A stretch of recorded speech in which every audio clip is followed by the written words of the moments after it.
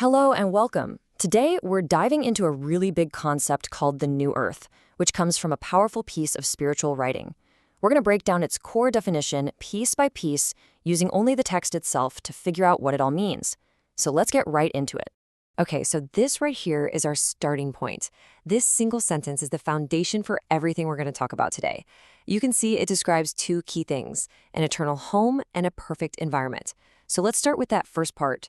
What does the text mean by an eternal home? So first things first, the text makes it really clear that the new earth is a real, tangible place.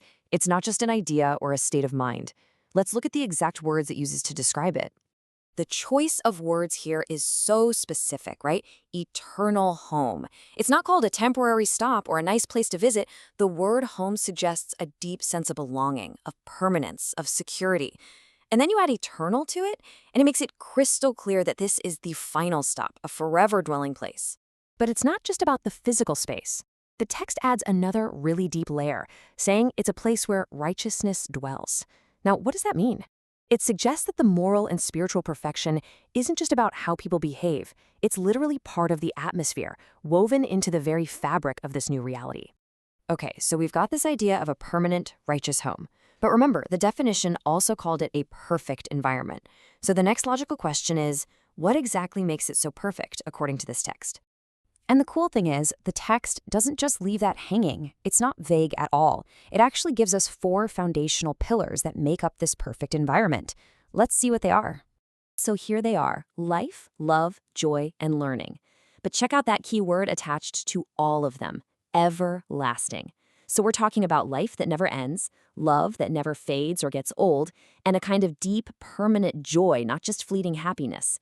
And that last one, everlasting learning, is super interesting, isn't it?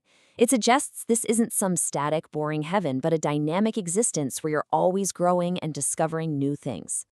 So you might be asking, how is all of this even possible? Well, the text points to one single, absolutely crucial detail that holds it all together. All of this exists in His presence. That's presented as the engine, the direct source that powers this everlasting life, love, joy, and learning. All right, so after laying out everything that will be in the new earth, the text is something really powerful. It flips the script and also defines this new experience by telling us what will be permanently gone. And there is zero ambiguity here. The text says that suffering and death will have passed away. This isn't just about things getting better. It's a complete removal. Imagine a reality where these two things that define so much of our current existence are just not a factor anymore. They're gone. So we go from that deeply personal level, no more suffering for you, and the text zooms way out to a cosmic scale.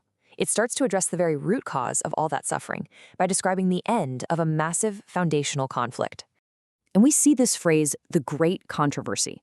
Now, this seems to be the text term for that huge, cosmic struggle between good and evil. And when it says it will be ended, it's not talking about a ceasefire. It's claiming that the very engine of conflict that drives suffering and death will be resolved for good, permanently. This little table here, it just lays it all out so clearly, doesn't it? It shows the logic. Suffering and death have passed away because the great controversy is ended and sin is no more. You can see how one thing leads to the next. It's a total reset of reality. And all of this brings us to the absolute climax of this description. After talking about the place, the environment, and the experience, the source wraps everything up with one final, ultimate statement about what this new reality is.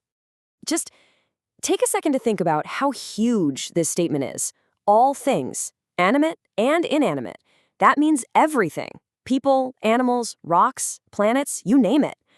The text is saying that their very existence will be a constant, unified declaration that God is love.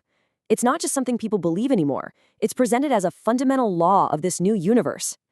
And then it concludes with this phrase of absolute finality, and He shall reign forever. Amen. It's a statement of permanent, unchanging order. That amen at the end is like the final seal, locking the whole description in place. So after we've unpacked it all, we're left with this one profound question to really chew on. What does it actually mean for an entire reality, every atom, every star, to declare that God is love? What would it be like to live in a universe where everything, without a single word, is constantly communicating that one foundational message? That's the ultimate idea this text leaves us with. Thanks for watching.